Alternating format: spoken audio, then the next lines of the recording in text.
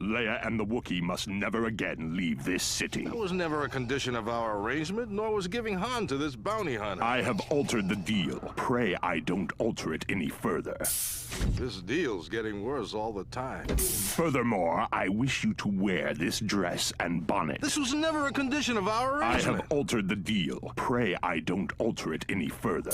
And this deal's getting worse all the time. Here is a unicycle. You will ride it wherever you go. What? I'm not riding the f***ing unicycle. I have altered the deal. Pray I don't alter it any further. This deal is getting worse all the time. Also, you are to wear these clown shoes and refer to yourself as Mary. Oh, you, man. I'm not doing it. I have altered the deal. Pray I don't alter it any further.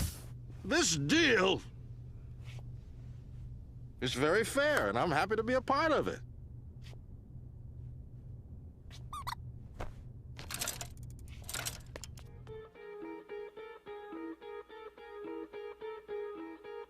You unlock this door with a simple registration.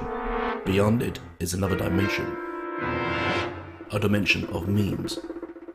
A dimension of trolls. A dimension of morons. You are moving into a dimension of both factual and unfactual information, of rumours and hopes. You just crossed over into the Twitter fanboy zone. Hello and welcome back to the channel.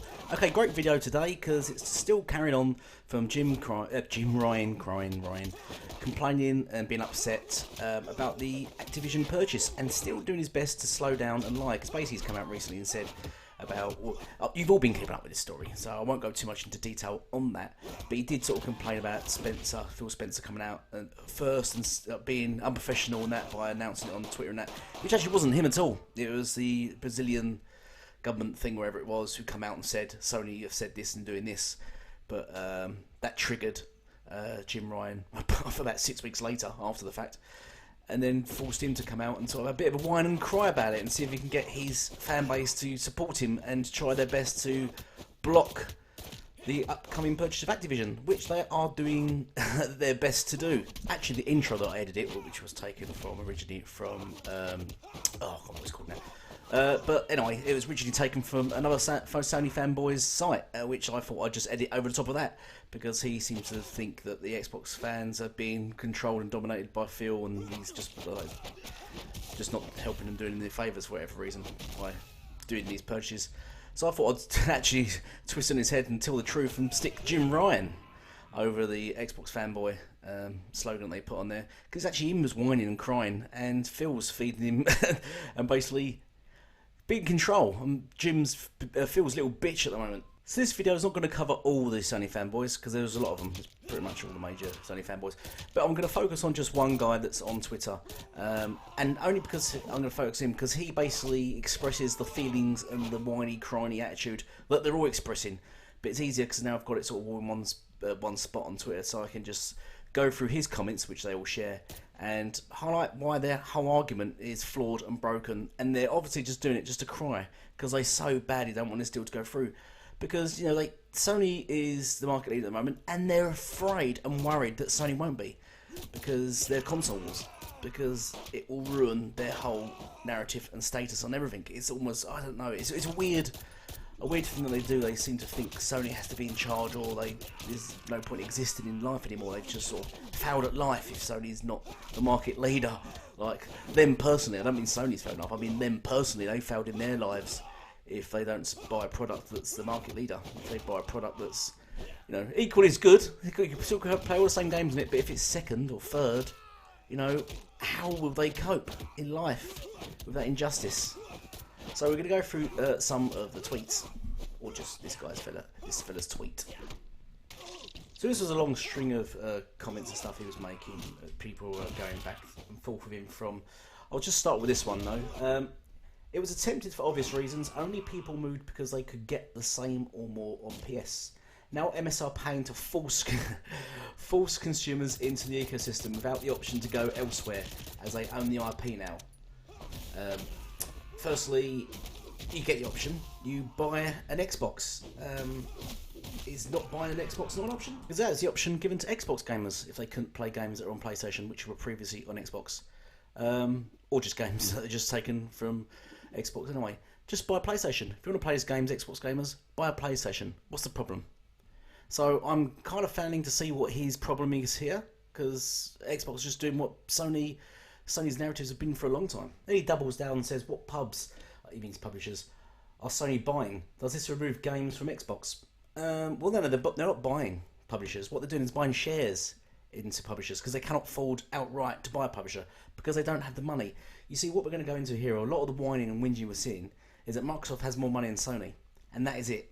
That is what they're whining about. It's not fair. It's not fair that Microsoft has more money than Sony. It's not fair, basically. That's all what this all boils down to, is them crying that Xbox has more money, basically. And whose fault's that? Whose fault is that? What do you want Xbox to do? Just tie their hands behind their back because it's not fair? Was this same narrative used from PlayStation when they knocked things like, when Atari and Sega were the competition and they had more money than them? Was the narrative then? Sony, stop buying studios, stop doing this and doing that. It's not fair because Sega can't keep up. They haven't got as much money as you. Was that the argument then? No. And we watched these, companies die off. We watched Sega just vanish into obscurity because of PlayStation helped push them out. Sega didn't do themselves any favours, just like Sony isn't doing now though. They sort of dug themselves a hole and couldn't get back out of it.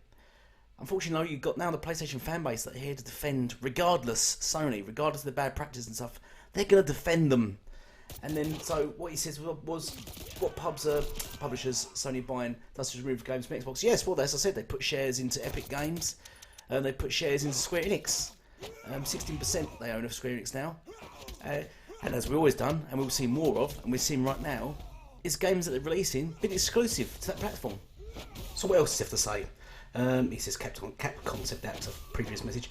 As you said, content and negligent part of the game and skin and mission versus taking the whole game. ES franchises on PS. SM was declined, I think Spider-Man was declined by Xbox. FF is coming to Xbox. Resident Evil is on Xbox. So let's just go over that, shall we? Elder Scrolls franchise is on PS. It was on PlayStation. Now Xbox own the studio and will be making the game. So, just like Spider-Man, as you just said, Spider-Man was declined by Xbox. No, yes, they declined making the game. They declined to make it because they didn't have the studios and funds at that time, so Sony made it. So let's just get this straight. So because Sony have made Spider-Man, it can be exclusive. But if Xbox makes Elder Scrolls, it can't be exclusive. It has to be on all platforms. You can see where the bias is here. Spider-Man's always been on a multi-plat title. Now Sony are making it, it's exclusive. Wolverine, always been multi-plat title. Now Sony are making it, it's going to be exclusive. Regardless if Xbox had the opportunity to buy the studio, buy the game and whatever, and produce the game themselves, make the game themselves, they didn't. Just like, I don't know, Sony didn't buy Bethesda, or Sony didn't buy Activision. They had the option to buy them, couldn't afford it, so didn't. So now it falls in the hands of Xbox to make and do as they please with, just like Sony is.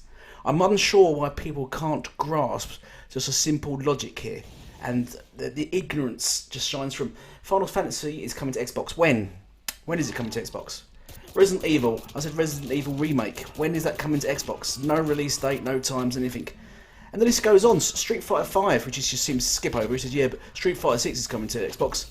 Irrelevant. Street Fighter 5 never come to Xbox and was made exclusive.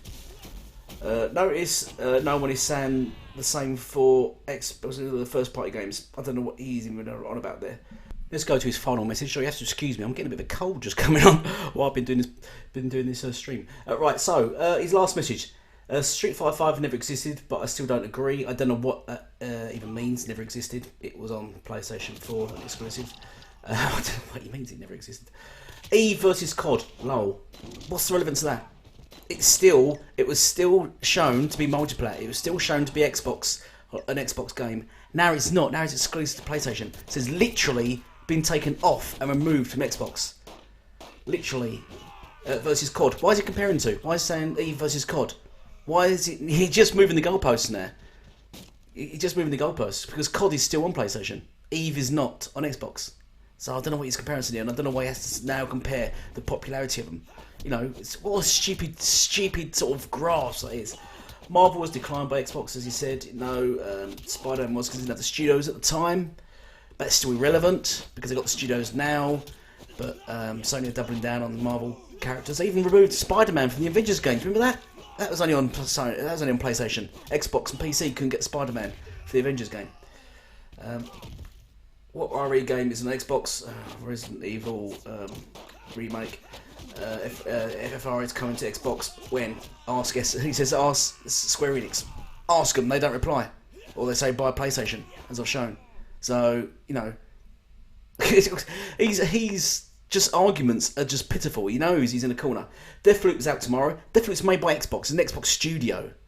And it's only on PlayStation because Xbox honoured the contract they make and allowed it to be on PlayStation. They could have ripped it off like Sony have done with Project Eve. They could have just completely removed it and gone full-blown exclusive. Same as Ghostwire.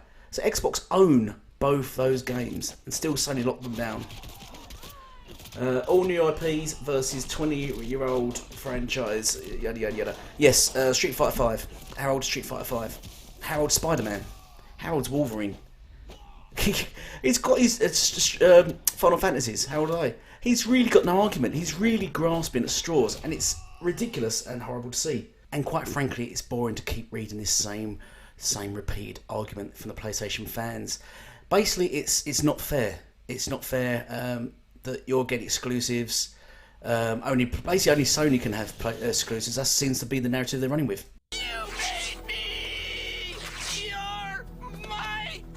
And just when you think it gets any worse, look at this guy. Look at this. Trying to getting people to message the CMA and complain about Xbox having exclusives. This is absolutely ridiculous.